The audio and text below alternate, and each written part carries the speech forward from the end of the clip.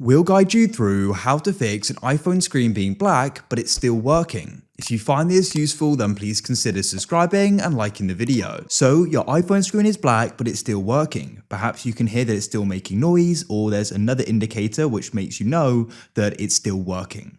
So to go and fix this, it's actually pretty simple. We can do a forced restart. This will go and refresh everything and it should go and solve the problem. To go and do that, we're going to use a button combination. So we're going to go and press the volume increase, then decrease, and hold down at the side power button. So let's go and do that now. Volume increase, then decrease, and hold down the side power button. Now what you need to do is go and keep it held down. Shortly, the Apple icon should go and appear. There it is. And when it does, you can go and release the button. So the phone is now going to go and start again, and hopefully the display will now be working. As you can go and see the Apple icon, the iPhone is now back on and I can now go and use it as normal. Hopefully this has gone and resolved the problem for you. If it has, please consider subscribing and liking the video.